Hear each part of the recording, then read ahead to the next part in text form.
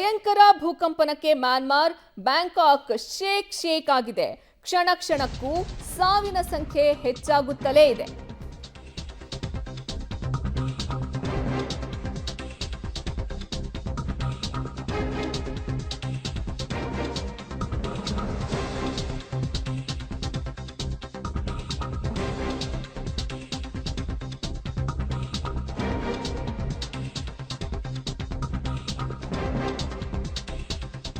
ಭಯಾನಕ ಭೂಕಂಪನಕ್ಕೆ ಮ್ಯಾನ್ಮಾರ್ ಹಾಗೂ ಬ್ಯಾಂಕಾಕ್ ತತ್ತರಿಸಿ ಹೋಗಿದೆ. ಕ್ಷಣ ಕ್ಷಣಕ್ಕೂ ಇಲ್ಲಿ ಸಾವಿನ ಸಂಖ್ಯೆ ಏರುತ್ತಲೇ ಇದೆ.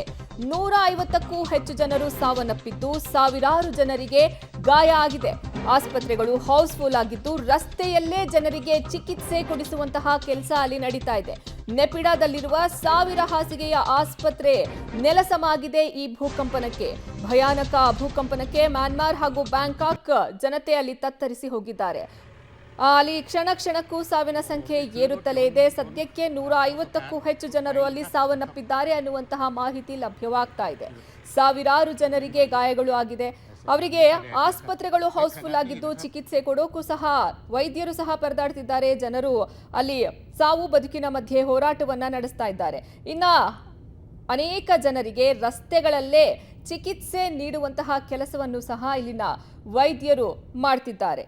ನೆಪಿಡಾದಲ್ಲಿರುವಂತಹ 1000 ಹಾಸಿಗೆಯ ಆಸ್ಪತ್ರೆ ಈ ಭೂಕಂಪನಕ್ಕೆ ನೆಲಸಮವಾಗಿದೆ. ನೀವು ದೃಶ್ಯಾವಳಿಗಳಲ್ಲಿ ಗಮನಿಸ್ತಾ ಇದ್ದೀರಾ ಯಾವ ಮಟ್ಟಕ್ಕೆ ಅಲ್ಲಿ ಭೂಕಂಪನ ಸಂಭವಿಸಿದೆ ಅನ್ನೋದನ್ನ.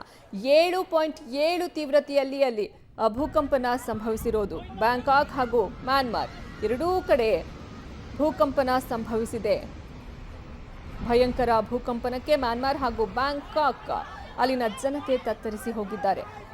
ನೋಡ್ತಿದ್ದಂತೆ ಬಹುಮಹಡಿ ಕಟ್ಟಡಗಳು ನೆಲಸಮಗೊಳ್ತಿವೆ. ತಮ್ಮ ಪ್ರಾಣ ಉಳಿಸಿಕೊಳ್ಳೋದಕ್ಕೆ ಜನರು ಓಡೋಡಿ ಪ್ರಾಣ ಉಳಿಸಿಕೊಳ್ಳೋಕೆ ಪರದಾಡ್ತಿರುವಂತಹ ದೃಶ್ಯಗಳು ಅಲ್ಲಿ ಸರ್ವೇ ಸಾಮಾನ್ಯ ಆಗ್ಬಿಟ್ಟಿದೆ. ಕ್ಷಣ ಕ್ಷಣಕ್ಕೂ ಅಲ್ಲಿ ಸಾವಿನ ಸಂಖ್ಯೆ ಏರಿಕೆಯಾಗುತ್ತಲೇ ಇದೆ. 150ಕ್ಕೂ ಹೆಚ್ಚು ಜನರು ಸಾವನ್ನಪ್ಪಿದ್ದಾರೆ ಅನ್ನುವಂತಹ ಮಾಹಿತಿ ಲಭ್ಯವಾಗ್ತಾ ಇದೆ. ಸಾವಿರಾರು ಜನರಿಗೆ ಗಾಯಗಳು ಆಗಿವೆ. ಇನ್ನು ಆಸ್ಪತ್ರೆಗಳು ಸಹ ಹೌಸ್ಫುಲ್ ಆಗಿದ್ದು, ರಸ್ತೆಯಲ್ಲೇ ಜನರಿಗೆ ಗಾಯಾಳುಗಳಿಗೆ ಚಿಕಿತ್ಸೆ ಕೊಡಿಸುವಂತಹ ಕೆಲಸ ಅಲ್ಲಿ ಸಾಗ್ತಾ ಇದೆ. ನೆಪಿಡಾದಲ್ಲಿರುವಂತಹ 1000 ಹಾಸಿಗೆಯ ಆಸ್ಪತ್ರೆ ಸಹ ಈ ಭೂಕಂಪನಕ್ಕೆ ನೆಲಸಮ ಆಗಿದೆ. ಇದಿಷ್ಟೇ ಅಲ್ಲ, ಅನೇಕ ಬಹುಮಹಡಿ ಕಟ್ಟಡಗಳು ನೋಡ್ತಿದ್ದಂತೆ ಧರಾಶಾಹಿಯಾಗಿವೆ.